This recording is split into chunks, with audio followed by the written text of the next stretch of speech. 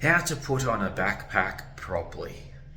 It may not occur to most people that putting on a backpack the right way is a thing, but it is a thing.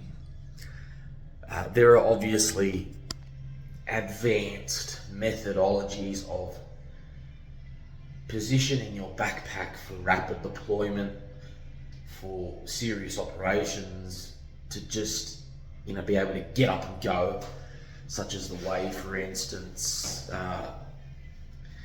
what's his name, Hungerford, in his course, how he puts it in the back of his car and it's just ready to bang bang. It's already at standing height, so you're just falling into it and bang. You're not fucking around, and it may not. Those little things may not seem like a big thing, but they save you up to 10 seconds, sometimes 20. And when you add all these seconds up, that could be the difference between getting shot or not. So the point is, I'm not showing you his advanced methodologies, and they are his and rightly his. I'm just showing you my basic way of positioning a bag on your everyday carry. So one, you're adjusting it properly. Two, you're not getting a shorter bag life because you're always swinging it from the straps. And when you swing it from the straps, you fuck the frame, you fuck everything at the back. And it's also just good discipline for not so much rapid deployment or operations, but when you're an urban survivalist, it's just good form. So it's there, you just got to fall into it and bang. Essentially, this is my ultimate urban survival pack. It's an 80 litre pack, it's a mammoth, but there is much more. Well, no, that's incorrect.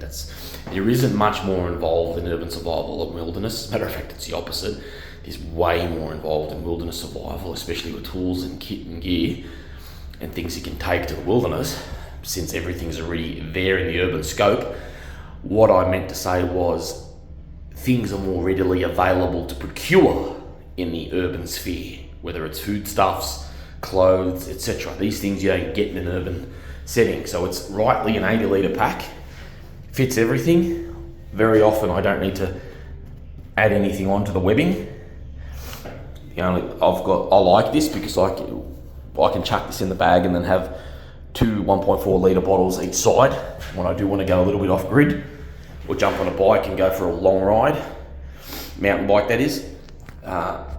So that's my proper urban survival pack. Essentially, I can also double that up as an entertainment pack because it is urban, not wilderness, and the grid isn't down. My situation's homelessness, not a zombie apocalypse or World War 4 or 5 or whatever.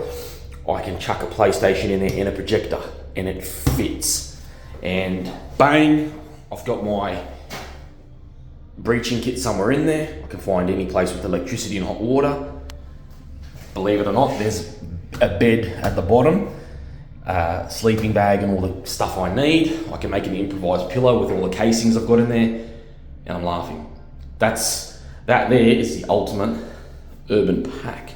But the main thing is to keep it in check, to keep it in good repair, to use it properly. And a lot of people don't do that. A lot of people don't understand why a pack is designed the way it's designed. I mean, for instance, you've even got a little bit of leeway here so you can oxygenate your back and the sweat doesn't drench the pack, and and you get good oxygen, good airflow and everything. So essentially what you're doing every time you go to the toilet, you put your bag down, because it happens through the day, or you stand it up on something desirably the same height. It can be a little bit lower, it's okay if you must, and you have to kneel a little bit into it. As soon as it's off, just do this. 2 seconds, wrap your arms into it.